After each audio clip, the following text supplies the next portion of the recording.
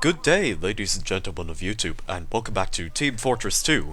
Today, going to be playing as the soldier using the rocket launcher, the battalion's backup, and the market gardener. So for the gameplay in this video, it's going to be relatively short, about 6.5 minutes long. The interesting thing about this gameplay is that, in the round prior before this one, we'd actually managed to capture the point in overtime, and you can imagine that was a pretty hefty situation on its own. As for this gameplay, we only reached to about 40 seconds left on the clock before we actually capped the first point. But then after that, it's basically a roll, so nice little comeback for the team, and we do manage to win in the end, so sorry for spoiling, but I'm not really here to analyze the gameplay that much because I actually want to talk about Killstreak weapons in this video. Killstreak weapons, they've been around for about half a year by now, I'd say. They were introduced in the Two Cities update for Man vs. Machine back in 2013. And I noticed that around the beginning of when these Killstreak weapons were produced or added into the game, there had been a bit of controversy surrounding them. Some people have said things like, oh, TF2 is becoming more like Call of Duty, and before you say anything, I really don't know a damn thing about Call of Duty except for the fact that there are Killstreak weapons in... well, not Killstreak weapons, there's just Killstreaks in that game. The game automatically tracks Killstreaks, that's as far as I know. But given the controversy, I kind of want to present a couple of arguments towards this. Now, the first argument I have is that the game already tracks how many kills you do get in one life as a certain class because of the little statistics feature.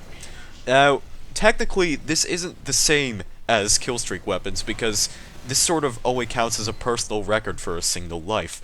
But bear in mind that Killstreak weapons, they can represent a goal of achieving a large amount of kills before death, much like the statistics feature on its own, so I don't really see what the big beef about that is. It's just something that kind of bothers me. You already have the statistics that tell you how many kills you get as a certain class in one life. If you have a full killstreak loadout as a certain class, like say a soldier with maybe rocket launcher, shotgun, and shovel for instance, then hey, that's pretty much your personal goal, just go for it. And the second argument I have, it's the existence of strange weapons. Because strange weapons have been around for quite some time before Killstreak weapons were even added, and strange weapons, as you know, they track the total amount of kills upon usage of said weapon, and they aren't directly related to killstreaks, but they do emulate a similar goal. Now, as far as I know, there haven't been too many complaints over stranges either, and even then, if Killstreak fabricators weren't added to the game, there would be the possibility of there being a strange part that would track killstreaks on a compatible strange weapon. And somehow I doubt people would have much of a complaint over this because, well, honestly, strange parts are just strange parts, and there hasn't been too much of a beef from the community as far as I know over any strange weapons to begin with. I guess the core of the argument here is that Team Fortress 2 really isn't going into a direction of the Call of Duty games. That point is very simple to get across, actually, because TF2 is nothing like Call of Duty. If you just have a problem with anything such as cosmetics, or killstreak parts, or strange weapons, anything like that, you know, that's your opinion, and I completely respect your opinion.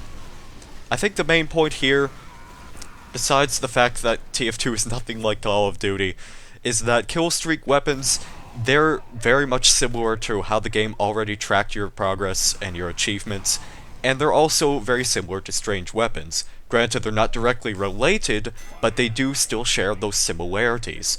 Therefore, I don't think that killstreaks really ruined TF2's playstyle.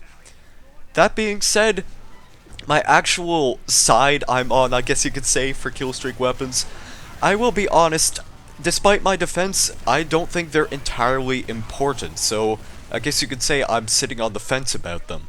Much like strange weapons, if I'm in the mood to have a strange or a streak weapon or item, then sure, I'll get one, I'll put it on, but otherwise I don't exactly feel obligated to go out and buy one per se. They're just kind of there to enjoy, and much like hats, if I just want to keep one or sell one, then I'll just do that if I really feel inspired to. That there is pretty much the point that needs to be gone across about my opinion. And I will admit that I used to be against stranges for a time, when I got back into Team Fortress 2. I mean, apart from ones that didn't track kills, just bonk atomic punch, I thought stranges tracking the total amounts of kills was kind of overrated. But given the fact that streak weapons have a slightly similar function to Strange's, I have somewhat reconsidered my original opinion. But I don't exactly feel obligated to buy a Strange weapon again, so there you go. Do you guys have any thoughts about Killstreak weapons? Do you think they ruined TF2 and all of its existence, or do you support the addition of them?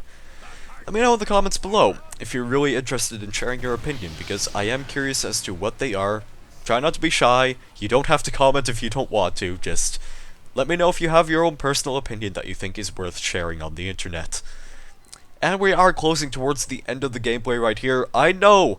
It's another payload map, Payload Gold Rush. I've been doing so much payload lately, and just playing on Valve servers only. I really don't find myself exactly wanting to play on other maps, or other game modes, I should say. They just haven't really interested me, and I really like the massive sizes of payload maps, and how crazy they get, and how they always change over time.